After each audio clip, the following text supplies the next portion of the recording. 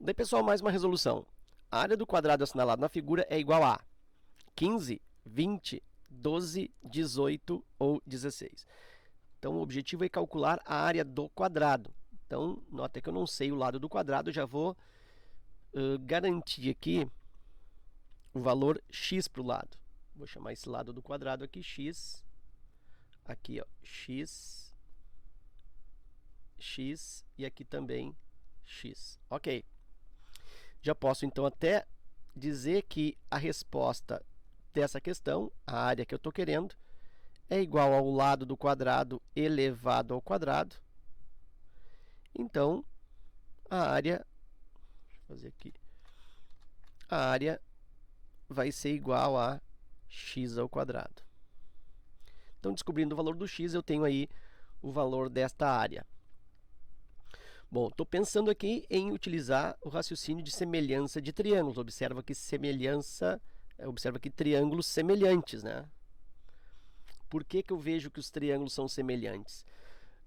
Uma forma de observar que existe semelhança de triângulos é quando os ângulos internos dos dois triângulos, dois ou mais triângulos, são os mesmos. Quando existe congruência entre os três ângulos internos do triângulo, significa que dos triângulos, né? Significa que esses triângulos são semelhantes entre si. Então eu vou colocar, por exemplo, aqui este ângulo aqui, eu vou estipular que ele vale alfa. E este outro ângulo, vou usar aqui uma outra cor, esse outro ângulo agudo, ele tem medida beta. E aí o terceiro ângulo, né, sabemos aqui que ele é 90 graus. Então eu tenho um triângulo com ângulos alfa, beta e 90. Observa nesse triângulo aqui, ó. Esse triângulo, ele tem um ângulo alfa igual ao grande. Aqui está um ângulo reto. Então já é o segundo ângulo igual a esse triângulo grande. Eu vou usar como referência aqui, ó, A para esse vértice, B e C. Tá? Então esse triângulo que eu vou usar aqui ABC, vou botar aqui um D e vou botar aqui um E. Acho que vai ficar melhor. Então esse triângulo BED, ele é semelhante ao triângulo ABC. Por quê? Porque os três ângulos são iguais. Como assim, senhor? O ângulo alfa é igual ao triângulo grandão ABC. O ângulo reto está aqui, ó, é igual ao ângulo reto do triângulo grandão. E este ângulo aqui, olha só, esse ângulo aqui, ele automaticamente é beta. Ah, mas como é que tu sabe que é beta? Bom, lembra que a soma dos três ângulos internos do triângulo é 180 graus. Se eu tenho dois ângulos internos iguais, o terceiro também tem que ser igual, porque a soma deles é 180. Então, se eu tenho aqui alfa e aqui eu tenho o ângulo reto 90, a soma deles tem que ser 180, então tem que ser igual ao beta. Então, já descobri aqui um triângulo semelhante. Aqui em cima, dá na mesma, né? Olha só, esse ângulo beta aqui, ele vai se transferir para cá, ó. Por quê, senhor? Porque essa linha aqui, ó, ela é paralela a essa aqui. Então, aquele teorema do feixe de paralelas cortado por uma transversal.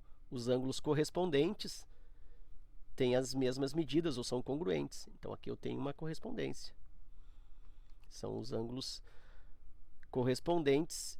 Então, aqui eu tenho um ângulo beta também. E aí, por consequência, aqui eu terei um ângulo alfa, que também, se tu observar, ó, ele também é um ângulo correspondente a esse. Se eu faço a linha aqui, ó, esse ângulo, vou estender aqui também, ó, é como se eu tivesse isso aqui, ó. Então, esse ângulo aqui é o alfa e esse aqui também é o alfa. É isso que eu estou enxergando aí. Então, aqui alfa e aqui também alfa. Então, já tenho um outro triângulo semelhante, os três ângulos internos iguais. E aqui, da mesma forma, vou ter um terceiro triângulo, ângulo reto. Se aqui é beta, aqui eu tenho ângulo alfa. E aí a figura ficou bem completa em termos de ângulos, e eu posso escolher à vontade quais são os dois triângulos que eu vou utilizar para fazer a semelhança. Normalmente, nesse tipo de questão, se usa o triângulo grande, normalmente. O que é o normal das questões? Aqui eu acho que não vai dar, mas enfim, o normal das questões é que nós comparemos o triângulo grande, o grandão, todo ele, com um dos pequenos. Escolha um pequeno para comparar com o grande. Normalmente é assim. Ok? Às vezes, não. Eu estou desconfiado que nessa questão não vou usar o grande. Porque o grande, o que está acontecendo? A referência aqui do grande que eu tenho é a hipotenusa, né? Que é o 3 mais x mais 5. Então, no grande, o que eu tenho aqui? Eu tenho x mais 8 como hipotenusa. Então, na hora de eu relacionar com um dos outros triângulos, eu vou ter que relacionar também com a hipotenusa. E todos os outros triângulos que eu marquei, esse triângulo que eu vou chamar de triângulo 1, esse triângulo que eu vou chamar de triângulo 2, esse triângulo que eu vou chamar de triângulo 3, esses 3 triângulos, eles não têm hipotenusa dada, a não ser esse aqui, ó, que eu tenho uma hipotenusa medindo x, mas aí eu não tenho nenhum cateto aqui para relacionar. Então, também não vai me ser útil. Então, essa técnica aqui de usar um triângulo grandão, o maior de todos, que é o ABC, com um dos pequenos, não vai funcionar aqui. Muito bem. Então, eu vou ter que escolher 2 triângulos pequenos, 2 triângulos que são formados aí dentro desse grande. Então, aí a escolha é meio intuitiva, né? Tem que escolher 2 que tenham lados correspondentes para eu fazer a comparação e estabelecer a proporção entre os lados. Bom, então eu vou pensar assim. Esse triângulo aqui, como eu te falei, ó, ele não é útil. Por quê? Porque eu até conheço a hipotenusa, eu tenho uma referência à hipotenusa que é o x, mas esse cateto aqui ele é desconhecido e esse cateto aqui é desconhecido. Então, esse triângulo aqui é o pior deles, né? O pior dos 3. Agora, esse triângulo aqui, que eu chamei de triângulo 1, e esse triângulo aqui que eu chamei, acho que de triângulo 3, né? Enfim, o 2. Esses 2 triângulos eu posso usar como parâmetro de proporcionalidade entre lados. E aí eu vou conseguir calcular o x.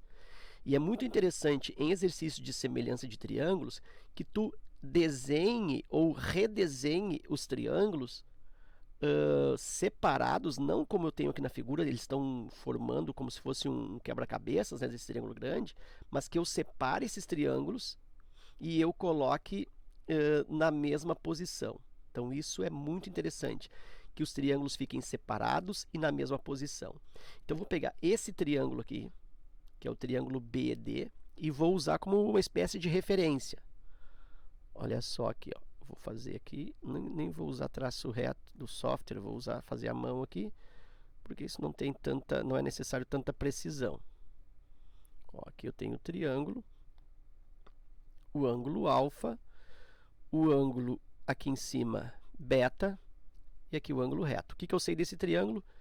Que aqui é 5 e aqui é x. Olha só, cateto e cateto. Hipotenusa? Não sei. Não vou utilizar. E agora eu vou pegar esse triângulo. Só que esse triângulo aqui, ó, como eu te falei, eu vou destacar daqui, eu vou copiá-lo novamente, mas eu não vou copiar nessa posição que não vai me ajudar muito, eu não vou copiá-lo assim. Eu vou mudar para que ele fique no mesmo formato desse. Fica apontando na mesma direção, vamos dizer assim. Então, se eu faço esse triângulo aqui, ele é um pouco menor, visualmente ele é um pouco menor, se eu redesenho, ó, com o mesmo aspecto, então eu vou colocar o alfa dele para cá, e vou colocar o beta dele para cá. Aí ele vai ficar na mesma disposição. E agora eu completo. Olha só. O que eu sei? Que o x está entre o ângulo reto e o alfa.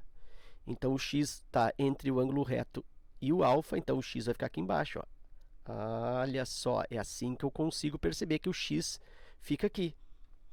Porque aqui no meu desenho original, ele está entre o alfa e o reto. E o 3? O 3 está entre o beta e o ângulo reto. Então, o 3 está entre o beta, olha aqui, ó, entre o beta e o ângulo reto. E aí eu tenho os 2 triângulos na mesma posição. Como eles são semelhantes, eu consigo estabelecer aí a relação de proporcionalidade entre eles. tracinho, tracinho, e aí penso, ó, quem é que se corresponde ao x no outro? O 3. Então, x está para 3. Escolho quem vai em cima, quem vai embaixo. X está para 3, assim como 5 está para x.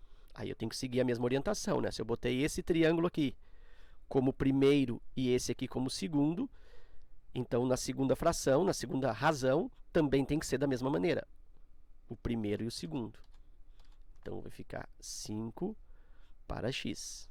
E aí é só cruzar, né? X vezes x, x ao quadrado, 3 vezes 5, 15. E aí o x vai ser raiz quadrada de 15, que eu nem preciso, porque o meu objetivo é a área do quadrado, e a área do quadrado é propriamente x ao quadrado, que é o que eu já tenho aqui, ó, x ao quadrado é 15. Então, a área é x ao quadrado, a área é igual a 15 unidades de área. Alternativa A. Ok? Então, era isso. Eu espero que esta resolução aí contribua no teu estudo. Fica meu forte abraço. Te agradeço pela visita ao canal e até a próxima.